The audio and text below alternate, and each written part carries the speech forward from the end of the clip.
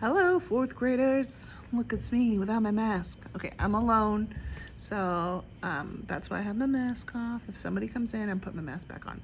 I just was like, maybe they want to see what's underneath there, or maybe you don't. I don't know. And why didn't I film this in the morning when my hair was better? All right, friends. Oop, the table is wobbling. Sorry about that. So what I wanted to show you is just a reminder, first of all, that we are working on some Alex Janvier inspired art. We're talking geometric shapes, organic shapes, and last time you were here, I made you draw on black paper, which was messing with some of your minds. So just to rehash that, you were able to, let me tilt you down a little bit. Let's see if I can get it to show. That's pretty good. You were able to use different tracers. So perhaps a ruler. Let's say you want to draw a triangle. You're going to hold it with one hand and put your pencil next to the straight line, and voila, there's my triangle. And you didn't believe me when I said you'd be able to see those pencil lines, but you can totally see those pencil lines. The same thing if you want to use a circle tracer. You could just do part of it too, by the way. You don't have to do the full circle. So maybe I want to draw part of it, and then I'm going to move it, and draw part of it again, and then move it and draw the whole shebang. So using tracers definitely helps. It keeps your hand a little bit more smooth and a little bit more accurate, but it also lets you do some things that maybe you didn't think about, like bringing in a stripe, which coincidentally just became an organic shape.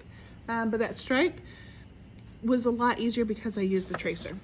And again, variety of sizes. So I know last time I just was basically telling you, hey, make sure you have 3 geometric shapes, 3 organic shapes, but what I didn't talk to you about was sizes. So you want some big stuff, some small stuff, some medium stuff, not stuff, but shapes and lines, and that will make a great composition. So there's that word again, composition. And you know what, let's also be honest, you don't have to use tracers.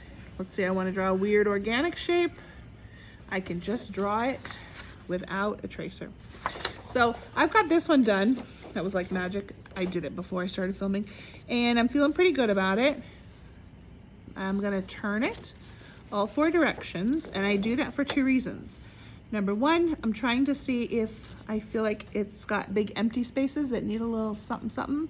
But the other reason I do it is to see where I want my name, because maybe I drew it one way, but I like it better the other way. I do like it that way.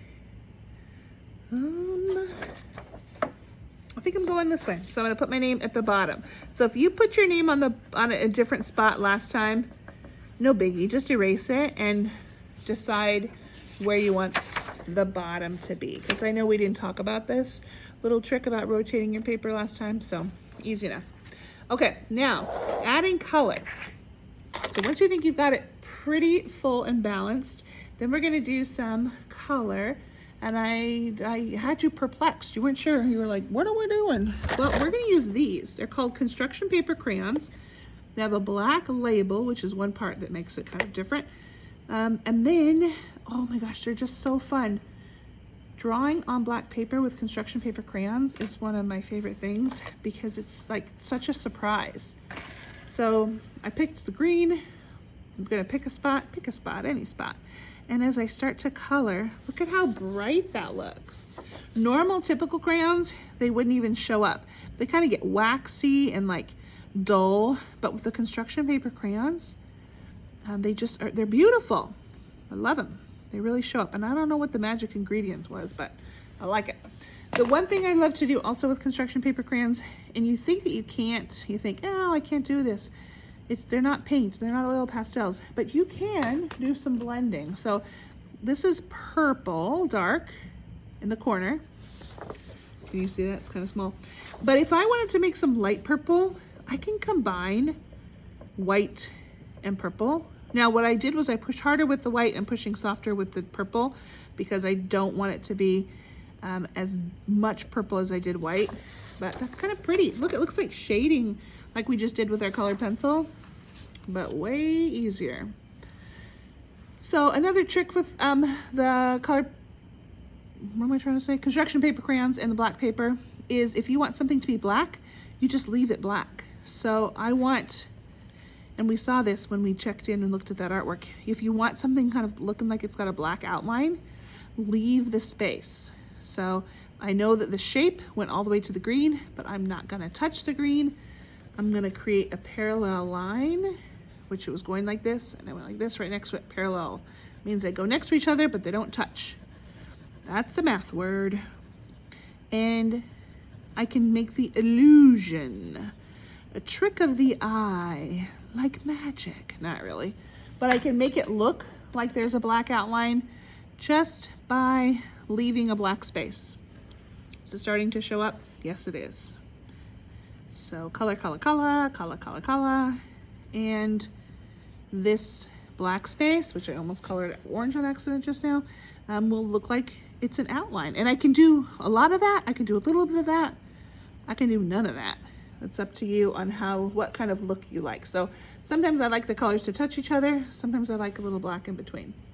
I was working on a different one. This is hanging up on the board, so you might have seen it already. Another thing I want to point out with construction paper crayons is you can just use designs. You can just fill up a space with designs and patterns. It doesn't all have to be colored, although I do think if you do just this, it's gonna look like a little bit too much black, too much of the background. So enjoy these construction paper crayons. Do your best work, not your fastest work. Best work. So that means that was a curved line and I move my hand in a curved direction. So if I try to color this way, it's a different look. Maybe I like it, but it's a lot easier to control it if you color with the direction of the line of the shape. Does that make sense? If the shape is a circle, make your hand move round. If the shape is straight, it has a straight edge, find the angle of that like I just did and color with the line. Simple tricks. Some of you know these already, but some of them you don't.